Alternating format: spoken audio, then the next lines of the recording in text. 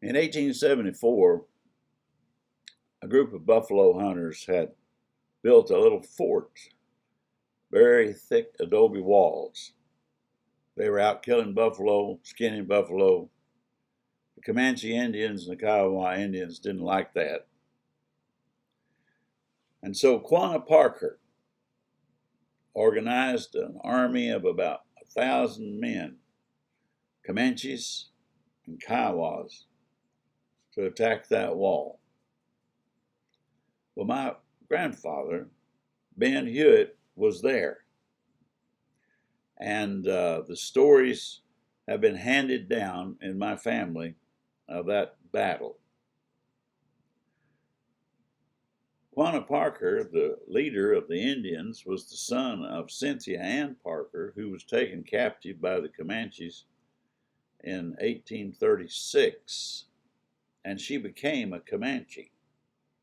And she had two children. One of them was Quanah Parker, who became a great general, a great leader of the Comanches. Well, a medicine man had told the Indians that the white man's bullets would not hurt them if they would attack that little fort, adobe walls.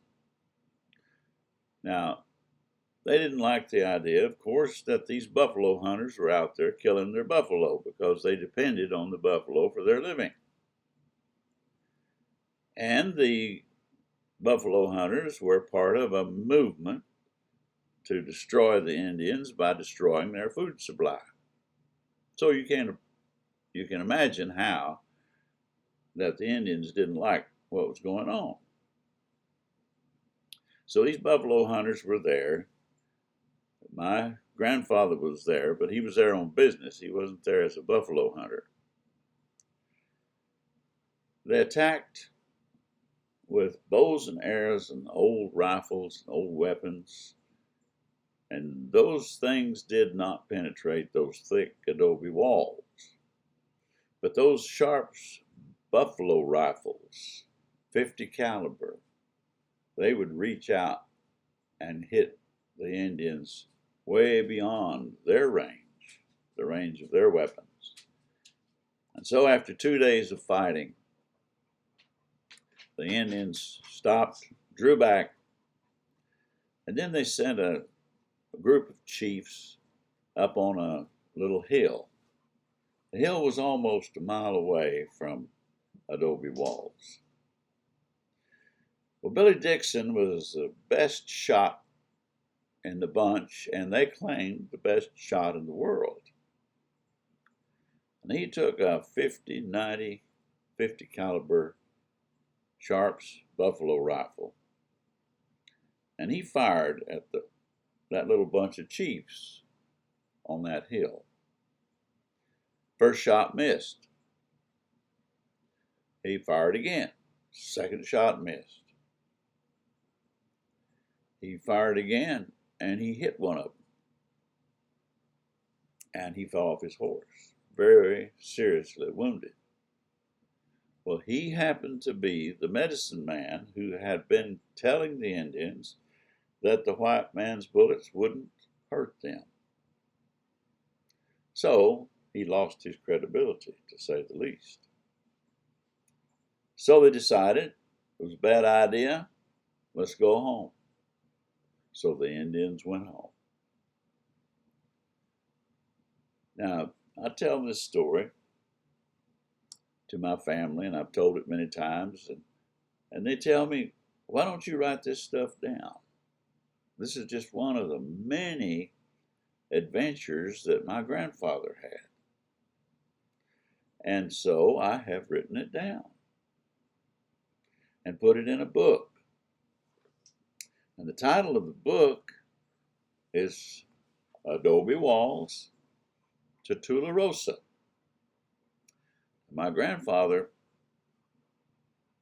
he bought and sold ranches. And he bought and sold ranches throughout the Red River Valley and all over the Panhandle.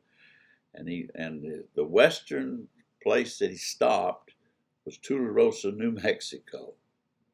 So the book is a story a bunch of stories about his getting in trouble. He had a bad temper, and he ran into a lot of other people with bad tempers, and usually one of them wound up dead. So there were a lot of gunfights, and he was a lawman for a time, and for a short time he was a fugitive. So there's many stories in here, all true. These were related to me by my uncles and my aunts who knew him and knew those stories. And so if you want to enjoy some history and some adventure, get this book. The print edition is only is less than it's less than $10. Not much less, but it's less than $10. And the ebook is less than $3. Not much less either, but it's less than $3. Look up this book on Amazon or Barnes & Noble or any other bookstore that sells books online. You'll like it. You'll enjoy it. Make a great gift. Thank you very much.